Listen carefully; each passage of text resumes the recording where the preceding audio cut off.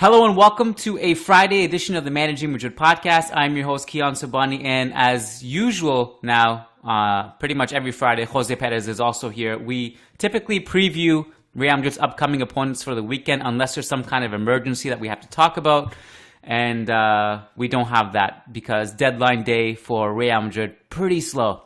So we're going to talk about Real Betis, and we're going to run at a faster pace than usual today because we only got about 20 minutes to do this podcast. So, Jose, welcome to the show. How are you? Hello, Kiyan, and hello, everyone. Ready to talk. I guess after in the previous two weeks, there was definitely things that merited more analysis than the usual league opponent, but this time it's a big one. So. This time it's Betis, and I do look forward to talking about them. It's a big game. Betis has, in the past few years, has been a tight game for us. It's not necessarily been easy, and they are a formidable opponent. Obviously, it goes without saying, but in case you didn't know, these are the last two remaining undefeated teams in La Liga. Betis, like Real Madrid, are 3 of 3. Their margins of victory have been a little bit more narrow and tighter than Real Madrid's victories, to be sure, but they are undefeated, and they are coming to the Bernabeu for Real Madrid's first home game of the season. So, Jose, where do you want to start with this? What do you have in your mind that you think we should lead with in terms of scouting Real Betis?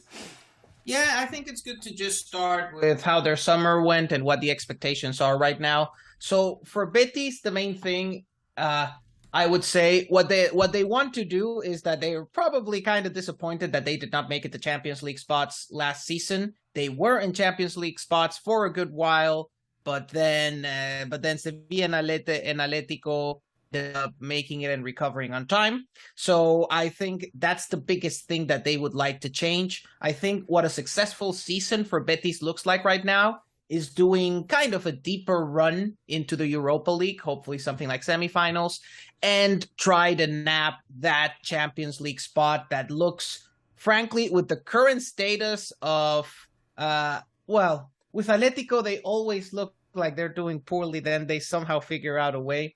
But Sevilla in particular looks like they'll be in trouble this year. So that seems like a pretty good opportunity for them to finally nab that Champions League spot. They are going to be looking to doing that.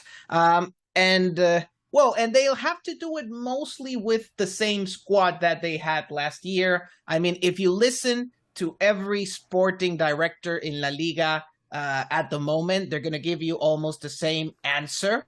No hay entradas si no hay salidas in Spanish. So there are going to be no arrivals if there are no departures. So the good thing about Betis is that they managed to keep all of their big talent in the team. So Borja Iglesias, Canales, Fekir, Alex Moreno, many of the William Carvalho, many of the big names in the squad are still there, but that comes at the cost of you cannot get anyone else. Even for them, getting Héctor Bellerín was a problem because they couldn't quite fit him within the wage limit. So, and they ended up having that situation where he ended up going to Barcelona because of that.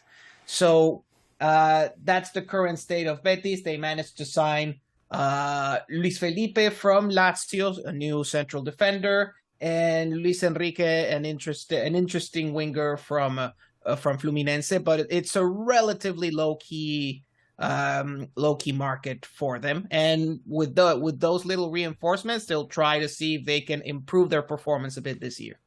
Well, it's crazy that that's the bar for La Liga. I mean, this is not a new thing. We've been talking about it, throughout this podcast, throughout the weeks. We brought up the example a few weeks ago that, they couldn't dish out 10 million for Ceballos to bring him in. And meanwhile, what is 10 million to any Premier League team right now? It's literally just a drop in the bucket. It's pocket change. So this is the state of La Liga we're talking about. Like you said, they did retain all the players they wanted to retain, so that's good. Pellegrini talked today about, I'm going to jump around here. Pellegrini in the pregame press conference today talked about his tactics a little bit. I mean, he didn't reveal anything, but he was asked about okay, what's the game plan tomorrow? And he said, look, we are going to go into that game knowing that we are Real Betis and we play a certain way. and maybe there will be some tactical adjustments, but we're not going to really deviate much apart from some adjustments. So I'm wondering if you can talk about how they have played in the first 3 games, and if they do make some adjustments, what do you think those adjustments will be? Yes, so it's good that we go into that because I've been preparing kind of a longer article on Pellegrini for Between the Post, like something more more tactical and going more in depth into his team for this weekend.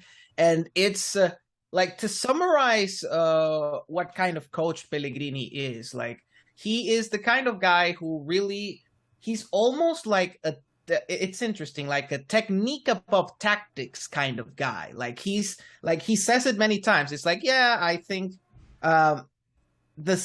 he's not a system manager, and he said it a few times that for him the system is maybe like 10%, or like when it comes to the tactics, the system doesn't matter as much as, say, getting your players to behave according to a specific idea or behavior. But he doesn't really obsess much about the tactical details, or at least not as much as like the system managers that have become popular nowadays, Pep Guardiola, Klopp, Tuchel, etc. So he doesn't. So it's more of kind of an Ancelotti style manager, where he likes to give the team a basic structure and idea of what they have to do, and then he leaves individual player decision making and technique do the rest of the job.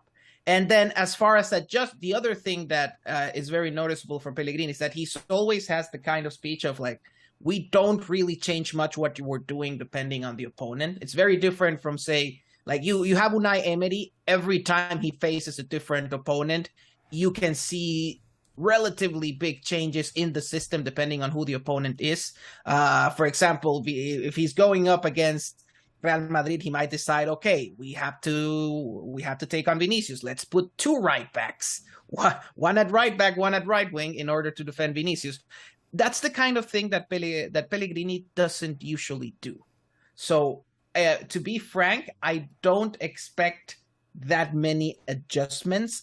So the main thing that could be concerning. So I just gave the 2 right back example, kind of because Pellegrini may actually, like, he's a guy who normally wouldn't do this, but the problem is that after the whole transfer market thing, they don't really have an ideal right back. So the player who is there, who is Aitor Rival, is actually a right winger who had been kind of disappointing in the position and has been recently turned to an emergency right back because of the injuries that they have. Like, basically, their 2 right backs in the squad are injured, and now Rival has to be the right back. So it does make me wonder whether there's going to be any sort of adjustment there, whether maybe another. It's just that at this point, I'm looking at the squad. What defensive player could they put there? Ooh, yeah, I'm not entirely sure. So, but that's the main thing that they need to think about, like whether they want to leave this emergency right back against Vinicius tomorrow, and whether they have to do any kind of specific adjustment there, because up to now, like his first few games this season for Betis have actually been decent from a defensive perspective. He's tracking back, he's doing a decent job marking, but marking Vinicius is a whole other level. So that's what we don't know at the moment, whether he's prepared to face that. Probably not. So what you're saying is one of the key matchups in this game, as is like always the case with these previews, is Vinicius versus their right back, and in this case, he's not even a right back.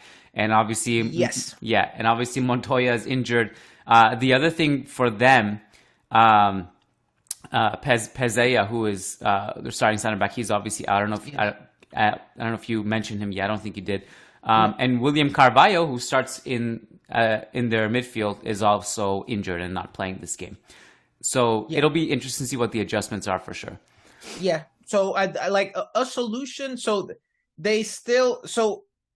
Rival started as an emergency solution. Now Montoya is still injured, but they still have Yusuf Sabali, who but he's a more untested option at right back. he could play what he could do. What Pellegrini could do is kind of do like an Emery kind solution of like a double right back. You put Rival, who's a winger, who's really a winger. You put them at the right, and then you put Sobhani as the right back, and you can use that to try to double team Vinicius. Like I said, if I were a betting man, I would not bet that will happen. Like, I'm assuming that Pellegrini is not going to change that, and it's going to be kind of a similar thing to what he's done in previous games. Like, if there are adjustments, it's going to be like certain tactical tweaks, or try to attack, telling Juanmi to attack the back of Real Madrid's right back more often. But I have a feeling that it's not going to be player changes, apart from the ones that are injured or suspended. So going into this game, in that situation, do you prefer Mendy at left back for us or Alaba? For this one, so one of the interesting things with Betis is that I don't think they have, and it's something that limits Betis in terms of attack, is that they don't have a player who's a massive 1-versus-1 threat. Like, I think about everyone in that squad. Juanmi, Canales, even Fekir, like, he's, of course, like, the Fekir of maybe 7 years ago would have been a different thing, but the current Fekir is not that kind of explosive 1v1 threat. So all of those players don't pose the kind of 1v1 threat that, in my opinion, would require Mendy. So I don't see him as necessary for this particular game. And even, like, especially if Betis plays how they usually do, with, say, Canales more on the right, then what will usually happen is that the right winger role will actually be playing more inside. So it's so I'm not, because Betis has also a winger, Rodri, but he looks a bit raw, so I don't think he's going to play for a game of this size. So I am working under the assumption that that the way they're going to line up is going to be in the double pivot. Guido Rodriguez, always the 6. This time it could be the double pivot, since Carvalho is not there, could be Guardado. And then up front you're going to have Juanmi on the left, Fekir roaming around everywhere, nominally in the middle, and then Canales kind of on the right. And that's kind of a narrow attacking midfield. Well, yeah, it is kind of narrow, really. None of them like to play on the wings or anything. They will usually try to move inside. So defensively, it doesn't feel like that much of a challenge for Real Madrid fullbacks. Definitely not on the side, on the left back side. On the right back side, you just have to be careful about Juanmi, because this man makes a living in that channel between right center back and right back. So he will try to make runs there, and that's one of the main threats that Real Madrid should be cautious about. As well as, well, it's a double threat, because what's going to happen there is that Juanmi is going to be making the run inside in that channel between right back and right center back, and then Alex Moreno, the left back, who's very aggressive, very creative, is going to try to make the overlapping run. So that's really the biggest attacking threat that Betis poses, and that's the main thing that Real Madrid should be concerned about. So you basically flip through what the starting lineup will be, essentially kind of a 4-2-3-1. Yes. Fekir roaming in the hole, and I don't think you mentioned the man of the hour, Borja Iglesias, who has 4 goals already. Now, like, 2 of them penalties, but he's been in really good form to start this season. Talk to me about his threat. Like, what kind of striker is he, and what kind of threat does he possess? Yeah. Or pose. Yes. Pose, that's the word I was looking for. So Iglesias is actually a rather complete striker. Like, I wouldn't say, the way I think about Borja Iglesias is not so much a guy who's like a 10 out of 10 in anything, but he's like a solid 7 or 8 out of 10 several things, and he knows when to use each one. Like he's learned, especially now that he plays at Betis, he's learned to have more of a link-up play, to participate in possession, so he can do the whole receive back to goal and then lay it off to his midfielders. He's a big guy, so and I think that does affect that can affect center back selection, especially now. Like I like the fact that Ancelotti mentioned last time that he was like, okay, I wanted Rudiger and Militao here because this is what the opponent's attackers look like. And if we are thinking in those terms, yes, fighting off Borja Iglesias with, say, Alaba or Nacho could be a problem. He's a big guy. And he said it in interviews, like he actually likes that contact with the opposition defenders. So he likes to go for the jostles and everything. So it's good to defend him with more physical defenders like Rudiger, Militao. That's the main thing that we need to be aware of. But then he's also, even though he's not fast, he's also quite smart at knowing when to make runs. Just like a bit like Juan. Well, Juanmi is the expert there, but both of them are players who, despite not being particularly fast, are good at knowing when to make the runs. If you have defenders like Rudiger or Militao, that complicates life a lot for them because those two have like insanely good recovery speed. So even if you get outsmarted, even if you outsmart those two for a second, they might catch up. So so defending with I say this is a good game, another good game to try out Militao and Rudiger to see how it works out, because those two have a pretty good recovery pace and they have the strength to fight off Borja Iglesias. So it might be a good situation to try that. So I think we got all the injury news too, right? So just to flip through it really quickly or to summarize it, Pezella is not there. He's suspended. Carvalho was not in the squad list. Ruibal, by the way, I don't know if this was mentioned. I'm just seeing it for the first time. He's actually doubtful. He was listed as doubtful, sorry, but he's in the squad. So he may not even be 100%. Obviously, the long-term injuries to the two guys on the right, Camarasa and Montoya, those are from last season, but they're still lingering. And for Real Madrid, only Vallejo and Odriozola, I don't think we were going to go that deep anyway. So that's that. Jose, I'll hit you with some trivia, and hopefully you haven't researched this, so maybe you have, before we wrap it up here. How many goals have these two teams scored in the last three matchups against each other combined? The last three games head-to-head. Let's see. I'm going to say there's at least 1-0-0, so I'm going to go out on a limb and say 1 goal. That's correct. 1 goal in the last 3 outings. So 2 0-0s and 1 2-0. Real Betis victory, 1-0 at the Bernabeu, which I remember. That's the one I do remember because I remember how that game went down and how we lost, and it was a counterattack by Betis. So it's interesting, like the games against Betis. So it's interesting, like these games, because I think neither Real Madrid nor Betis are particularly strong defensive teams. Both of them especially Betis can be kind of come to it like vulnerable on the counter. But I think Real Madrid games with Betis don't play out that way. They don't play out in that, I don't know, they let Betis have possession, then hit on the counterattack with Vinicius. Like that doesn't get to happen that often. I think Betis has been fairly good at slowing down the games, keeping possession, and then losing the ball, and then not losing the ball too close to their goal so that you get a good counterattack. So I would also expect like a rather close game this time around, just 1 or 2 goals.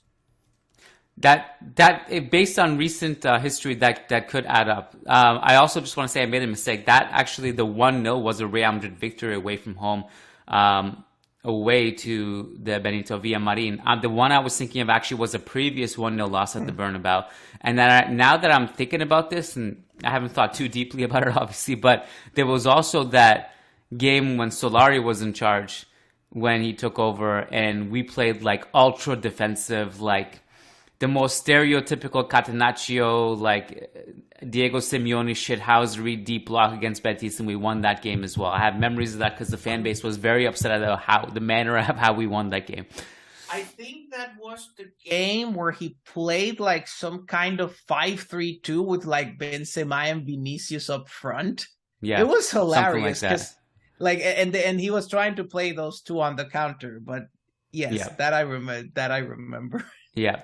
So with that being said, we're going to wrap it up here because we got a jet. Jose, thank you for your time. Appreciate it. It's been a pleasure. We'll chat next week. Enjoy the game.